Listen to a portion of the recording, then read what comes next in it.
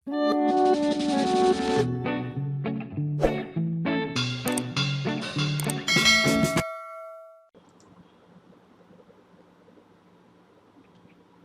চতুর্থ শ্রেণীর শিক্ষার্থীরা, অনলাইন ক্লাস থেকে তোমাদের সকলকে স্বাগত। আমরা আজকে আবার গণিত ক্লাসে আছি। আমি তোমাদের ডিপি টিচার। আমরা আজকে যেহেতু 9-এর 2 শেষ করেছি গত সপ্তাহে, এই সপ্তাহে আবার নতুন আরেকটা জিনিস আমরা শিখবো। আজকে আমরা শিখবো বৃত্ত। আজকে জ্যামিতি করাবো একটু, যেহেতু 157 পৃষ্ঠায় আমাদের বইয়ের মধ্যে বৃত্তের তেমন কিছু দেয়া নেই, কিন্তু 157 পৃষ্ঠায় বৃত্তের একটু টাচ করেছে শুধুমাত্র ওই ত্রিভুজের এখানে। তাই আমরা যেহেতু সময় আছে আর বৃত্ত ওইটা পড়তেই হতো, তাই এটা আমরা এখন সেকেন্ড টার্মের মধ্যে বৃত্তকে নিয়ে এসেছি, যে বৃত্ত এবং তার বিভিন্ন অংশগুলো আমরা আজকে পড়ে ফেলবো। তো বন্ধুরা, আমার সাথে এখন একটু বই, খাতা, পেন্সিল, কম্পাস লাগবে। কম্পাস তো বৃত্ত আঁকাতে তোমাকে কম্পাস তো অবশ্যই লাগবে, হাতে বৃত্ত আঁকালে হবে না। কেন্দ্র তোমার স্থির হতে হবে, কেন্দ্রবিন্দু লাগবে, যার জন্য তোমার কম্পাস, পেন্সিল এগুলো একদম লাগবে।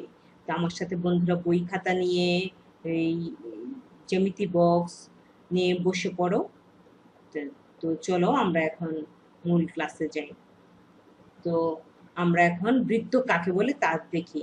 তো বৃত্ত, আমি দেখো একটা বৃত্ত আঁকে দিয়েছি একদম বড় করে যেন চোখে পড়ে, আর কেন্দ্রটা দিয়েছি, কেন্দ্রবিন্দুটা তুমি কম্পাসে যতখানি আসে ততখানি দিবে উপরে, তারপরে একটু পেন্সিলের ফোঁটা দিবে। আমি একটু ডার্ক করেছি এর জন্যই যেন তোমার চোখে পড়বে না কেন্দ্রটা। তুমি কিন্তু ডার্ক করবে না, এত ডার্ক করবে না পরীক্ষার খাতায়। তুমি কম্পাস দিয়ে যতটা আসবে তার উপরে শুধু পেন্সিলটা একবারই দিবে, তাতে তোমার কেন্দ্র বোঝা যাবে ওখানে। আর আমরা যখন ওইটা কেন্দ্রটা মেপে দেখবো, বৃত্তটা মেপে দেখবো কেন্দ্র থেকে, কম্পাস ধরলে আমরা বুঝতে পারবো যে তোমার বৃত্ত ঠিক আছে কেন্দ্র থেকে সমদূরবর্তী। এই জন্য এখন চিত্রে এ বি সি তুমি যে কোনো দিতে পারো, এম পি কিউ আর। সাধারণভাবে যেহেতু এ বি থেকে আমরা শুরু করি বর্ণগুলা, তাই এ বি দিয়েই দিয়েছি। এ বি সি একটি বৃত্ত যার কেন্দ্র হলো ও। এই সংজ্ঞাটা চলো পড়ি। কোনো সমতলে অবস্থিত একটি নির্দিষ্ট স্থির বিন্দু হতে সর্বদা সমান দূরত্ব বজায় রেখে অন্য একটি বিন্দু ঘুরে আসলে যে বক্ররেখা উৎপন্ন হয় তাকে বৃত্ত বলে। বৃত্তটা তুমি হলো কাকে বলে এখন আমরা জেনে গেলাম এটা। তো বৃত্ত, এবার দেখি বৃত্তের বৈশিষ্ট্য আছে। বৃত্তের 3টি বৈশিষ্ট্য। বৃত্ত একটি সামতলিক বক্ররেখা। কেন্দ্র থেকে পরিধি পর্যন্ত সকল বিন্দুর দূরত্ব সমান। বৃত্তে তুমি যদি বৃত্তে না দাও বা বৃত্তের কথাটা না লিখো কোনো সমস্যা নেই। বৃত্তে কেন্দ্র থেকে পরিধি পর্যন্ত সকল বিন্দুর দূরত্ব সমান। তুমি আর কিছু দিলে তুমি এইটুকু দিলেও তোমার এটা কারেক্ট ধরবো। 3 নাম্বারটা হলো বৃত্তের ব্যাস ব্যাসার্ধের দ্বিগুণ। ঠিক আছে, দ্বিগুণ বানানটা মূর্ধন্য হবে, কিন্তু দ্বিগুণ দন্তন্য আছে এখানে, মূর্ধন্য দিও বন্ধুরা, মনে থাকবে। এটা মূর্ধন্য দিয়ে নিও দ্বিগুণ বানানটা। তো বৃত্তের 3টি বৈশিষ্ট্য গেল। এবার একটি বৃত্ত আঁকো এবং এর বিভিন্ন অংশ চিহ্নিত করো। তো দেখো আমি একটা বৃত্ত এঁকেছি পেন্সিল কম্পাস দিয়ে সুন্দর করে। এটা এখন একে কেন্দ্র দিয়েছি, কেন্দ্র দিয়ে ও আর বি দিয়েছি। আবার বৃত্তের এক প্রান্ত থেকে অপর প্রান্ত পর্যন্ত যে রেখাটা কেন্দ্রের মধ্য দিয়ে গিয়েছে, ও কেন্দ্রের মধ্য দিয়ে, সেটা এসি দিয়েছি এখানে। তাই এখন আবার নিচে ইডিও দিয়েছি। এখন এগুলো তোমাকে জানতে হবে কেন দিয়েছি আমি। তো এখন চলো এটার মধ্যে দেখি কোনটাকে কি বলে। A B C D E একটি বৃত্ত, ইহার কেন্দ্র ওটা হলো কেন্দ্র, আর ওবি ব্যাসার্ধ, হলো ওবি, আর এসি ব্যাস হলো এসি, জ্যা ডিই জ্যা, ডি, এগুলো হলো বিভিন্ন অংশ, এগুলো আবার কাকে বলে তাও পড়বো।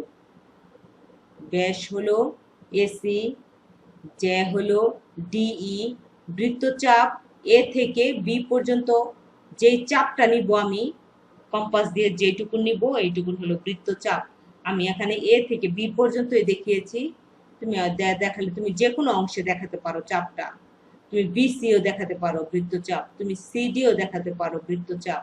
আমি এ বি দেখিয়েছি, কম্পাস দিয়ে দেখিয়েছি বৃত্তচাপটা।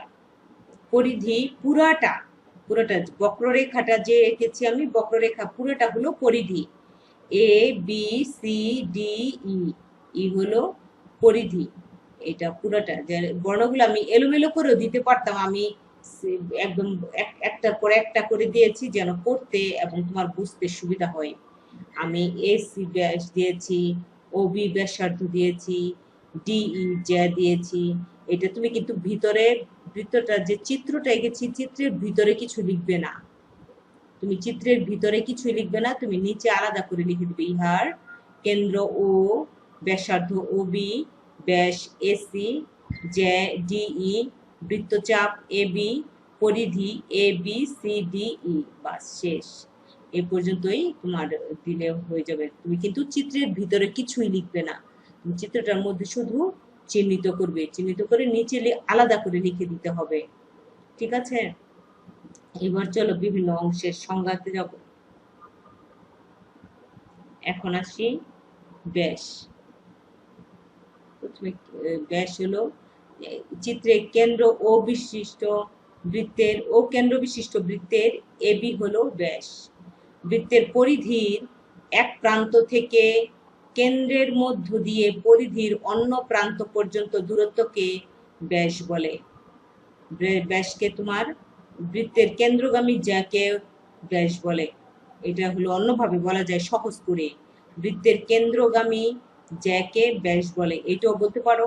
আবার তুমি বৃত্তের পরিধির এক প্রান্ত থেকে কেন্দ্রের মধ্য দিয়ে, কেন্দ্রের মধ্য দিয়ে উল্লেখ করতে হবে, কেন্দ্রের মধ্য দিয়ে পরিধির অন্য প্রান্ত পর্যন্ত দূরত্বকে ব্যাস বলে। ঠিক আছে, চিত্রের নিচে কিন্তু অবশ্যই লিখে দিতে হবে তুমি কোনটাকে ব্যাস ধরেছ। এখন আসি কেন্দ্র। কেন্দ্রটা আমি একটু বড় করে চোখে দিয়েছি, এটা মোবাইলে তোমার, আমি তো কম্পিউটারে ক্লাস করছি, যখন তুমি মোবাইলে ক্লাস করবে তখন ছোট হয়ে যাবে, দেখতে পারবে না, যার জন্য একটু ডার্ক করে দিয়েছি। তুমি কিন্তু এত বড় করে ডার্ক করবে না, আমার মতো করে তুমি শুধু কম্পাস দিয়ে বৃত্তটা আঁকাবে, সেই বিন্দুর উপরে পেন্সিল দিয়ে একটা ফোঁটা দিবে, ওইটাকে আমি কেন্দ্র ধরে নেব। চিত্রে এবিসি বৃত্তটির কেন্দ্র হলো ও, ও কেন্দ্র এবিসি বৃত্ত। বৃত্তের যে স্থির বিন্দুটি চলমান বিন্দু হতে সর্বদা সমদূরবর্তী তাকে বৃত্তের কেন্দ্র বলে। বৃত্তের যে স্থির বিন্দুটি, এটা স্থির থাকবে কম্পাসটা তুমি যখন বৃত্তটা আঁকাবে, বৃত্তের যে স্থির বিন্দুটি চলমান বিন্দু হতে সর্বদা সমদূরবর্তী তাকে বৃত্তের কেন্দ্র বলে। এবার আসি পরিধি। পরিধি পুরোটাই পরিধি। ও কেন্দ্র বিশিষ্ট বৃত্তের পরিধি হলো এ বি সি ডি, পুরোটাই দেখো এরো চিহ্ন দিয়ে দিয়ে দেখিয়েছি যে পুরোটাই তোমার এই পরিধি। যে বক্ররেখা দিয়ে বৃত্তটি পরিবেষ্টিত থাকে সেই বক্ররেখার দৈর্ঘ্যকে বৃত্তটির পরিধি বলে। এই যে বক্ররেখার যে একটা দৈর্ঘ্য আছে, এই দৈর্ঘ্যটাই যে সম্পূর্ণটাই তোমার হলো পরিধি। তুমি অন্য কথা বলতে পারো বৃত্তের দৈর্ঘ্যকে বৃত্তের পরিধি বলে। তুমি এইটুক দিলেও ধরবো, কারেক্ট ধরবো। তুমি যে যেটা নিয়ে ভালো করে মন থাকবে সেটাই করবে, পরিধি। এবার আসি ব্যাসার্ধ। ব্যাসার্ধ হলো এবিসি বৃত্তের ওবি হলো ব্যাসার্ধ। আমরা যখন ব্যাস করেছিলাম, ব্যাস কেন্দ্রের বৃত্তের পরিধির এক প্রান্ত থেকে অপর প্রান্ত পর্যন্ত গিয়েছিল, আর এটা হলো ব্যাসার্ধ হলো কেন্দ্র থেকে পরিধি পর্যন্ত, কেন্দ্র থেকে পরিধির যে কোনো বিন্দু পর্যন্ত দূরত্বকে ব্যাসার্ধ বলে। ব্যাসার্ধ তুমি সোজা দিতে পারো, ব্যাসার্ধ তুমি উপরের দিকে দিতে পারো, ব্যাসার্ধ নিচের দিকে দিতে পারো, তবে কেন্দ্র থেকে দিতে হবে, কেন্দ্র থেকে। এই জন্য বলছে বৃত্তের কেন্দ্র হতে পরিধির যে কোনো বিন্দু পর্যন্ত বৃত্তের কেন্দ্র হতে পরিধির যে কোনো বিন্দু পর্যন্ত দূরত্বকে ব্যাসার্ধ বলে। ব্যাসার্ধের ব্যাসার্ধ ব্যাসের অর্ধেক। দেখো এখানে যেটা দেখিয়েছি এটা হলো ব্যাসটা পুরাটাই ছিল, আর এখন ব্যাসার্ধ হলো ব্যাসের অর্ধেক। ব্যাসার্ধ ব্যাসের অর্ধেক, আর ব্যাস হলো ব্যাসার্ধের দ্বিগুণ। ঠিক আছে, এবার আসি যে দেখো তুমি যে কোনো ও কেন্দ্র বিশিষ্ট বৃত্তটির যে হলো বিডি যে। তুমি যখন নাকি অংশে যাবে তখন তুমি যে কোনো নাম দিতে পারবে। তোমাকে যে ওই যে প্রথমে যে বৃত্তের বিভিন্ন অংশের যে ইডি দিয়েছিলাম আমি, ইডি যে দিতে হবে এমন না, তুমি যে কোনো নাম দিতে, এবিও দিতে পারো। ও কেন্দ্র বিশিষ্ট বৃত্তের এবি হলো যে, এটা দিতে পারো। আমি এখানে বিডি দিয়েছি, তুমি যে কোনো নাম দিতে পারবে। বৃত্তের যে কোনো দুটি বিন্দুর সংযোজক রেখাংশকে যে বলে। বৃত্তের যে কোনো দুটি বিন্দুর সংযোজক রেখাংশকে যে বলে। বা ছোট ছোট সংজ্ঞাগুলা তোমরা এটা এক লেখার সময় এবং পড়ার সময় খুব বুঝে বুঝে কম্পাস পেন্সিল ধরে লিখবে এবং বুঝে বুঝে অঙ্কন করবে, দেখবে যে পড়াটা হয়ে যাবে। আর এগুলো সব সিডব্লিউ খাতায় কিন্তু করবে। এবার আসছি চাপ তুমি বলতে পারো বা বৃত্তচাপও বলতে পারো, যে কোনো তুমি বলতে পারো। বৃত্তচাপ চাপ একই কথা। বৃত্তের পরিধির যে কোনো অংশকে চাপ বলে। তুমি বলছি তখন আগেও বলেছিলাম যে কোনো অংশ থেকে তুমি চাপটা নিতে পারো। চাপটা কতটুকু নিয়েছি সেটুকু আবার দেখিয়ে দিয়েছি ভিতরে। এবি হলো একটি চাপ বা বৃত্তচাপ, এইটুকু। এখন এই যে হোমওয়ার্ক আছে, হোমওয়ার্কটা একটু দেখে নাও।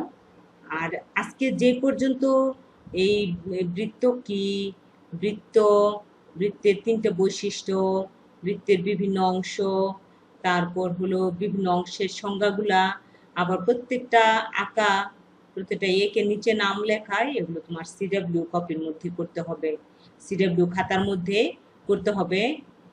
তুমি যদি চাও এক এক পাতায় করো, যদিও পাতা লাগবে একটু বেশি, এক এক পাতায় করবে। যে বৃত্ত আঁকাবে, যখন বৃত্ত আঁকাবে বৃত্তের নিচের চিত্রের কথাটা লিখবে এবং বৃত্তের সংজ্ঞা লিখবে। সবগুলো জিনিসই এক এক পাতায় করবে। একটা জিনিস দুইটা এক পাতায় করবে না, এক পাতায় করবে। জায়গা লাগলেও তাতে তোমার বুঝতে সুবিধা হবে এবং পরিষ্কার থাকবে কাজগুলো। এবং আমরা যখন এই খাতাগুলো চেক করব টিচাররা, তখন তোমার এটা চেক করতে সুবিধা হবে। এর জন্য তুমি জ্যামিতির এগুলা দুইটা এক পাতায় করবে না, তুমি এক পাতায় একটাই করবে।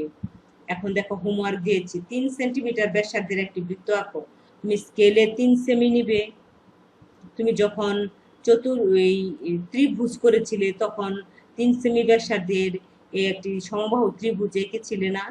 এরকম 3 সেমি নিয়ে একটা খাতার মধ্যে তুমি সুন্দর করে 3 সেমি স্কেল থেকে সেন্টিমিটারের যে স্কেলগুলো আছে ওইটা থেকে 3 সেমি ব্যাসার্ধ নিবে, নিয়ে ঠিক ওই মাপে একটি ওই বৃত্ত আঁকাবে।